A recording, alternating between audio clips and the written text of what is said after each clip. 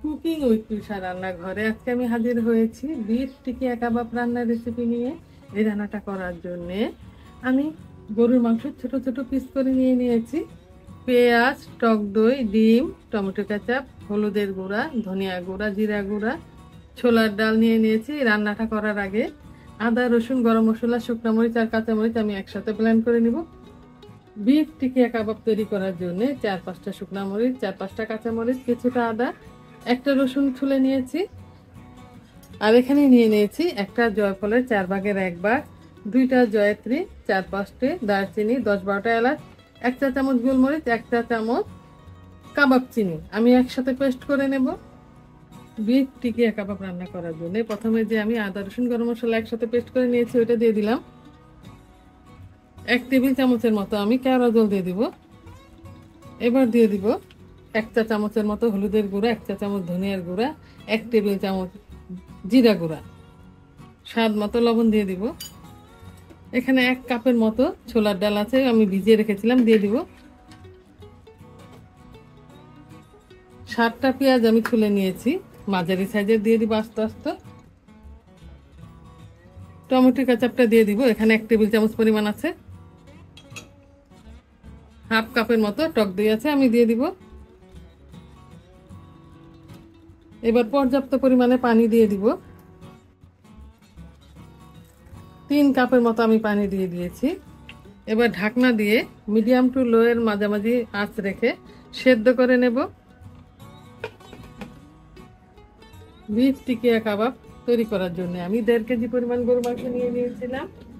আর সেদ্ধ করার সময় 3টা তেজপাতা আর কিছুটা দারুচিনি দিয়ে দিয়েছিলাম, এগুলো এখন আমি তুলে নেব। আমি চুলার আঁচটা মিডিয়াম টু লো এর মাঝামাঝি রেখে প্রায় 1.5 ঘন্টার মতো সেদ্ধ করে নিয়েছি। মাংস একদম সেদ্ধ হয়ে গিয়েছে, ডালও গলে গিয়েছে, পেঁয়াজও গলে গিয়েছে। এখন আমি ঠান্ডা করে শিলপাটায় বেটে নেব। তারপর ফেটানো ডিম মিশিয়ে ডুবো তেলে ভেজে নেব। মাংস আর ডাল একসাথে পিষে নিয়ে আসছি। প্রথমে আমি 2টা ডিম নিয়েছিলাম, তারপরে আমি 3টা নিয়েছি, কারণ আমার 1.5 কেজি মাংস আর হচ্ছে 1 কাপ পরিমাণ ডাল, আমি রিস্ক নিতে গেলাম না। 3টা ডিম আমি দিয়ে দিব।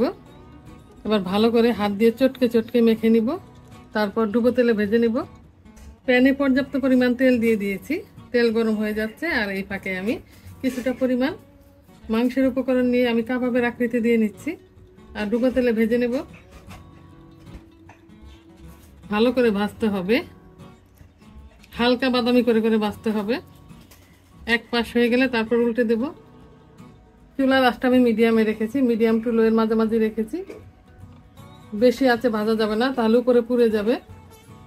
1 পাশ 2 মিনিটের মতো ভেজে নিয়েছি, তারপরে আমি আবার উল্টে দিয়েছি। 2 পাশ আমি লাল লাল করে ভেজে নেব। একটু সময় নিয়ে ভাজতে হবে, মাঝে মাঝে উল্টে পাল্টে দিতে হবে। চুলার আঁচটা মিডিয়াম টু লো এর মাঝামাঝি রেখে 7 থেকে 8 মিনিটের মতো আমি ভেজে নিয়েছি। লাল লাল করে আমি ভেজে নিয়েছি, এবার তুলে নেব। কয় মিনিট ভাজলাম সেটা বড় কথা না, এরকম লাল হলে তারপরে উঠিয়ে নিতে হবে। আর একদম হাই হিটে ভাজা যাবে না, তাহলে পুড়ে যাবে। এবার আমি উঠিয়ে নেব।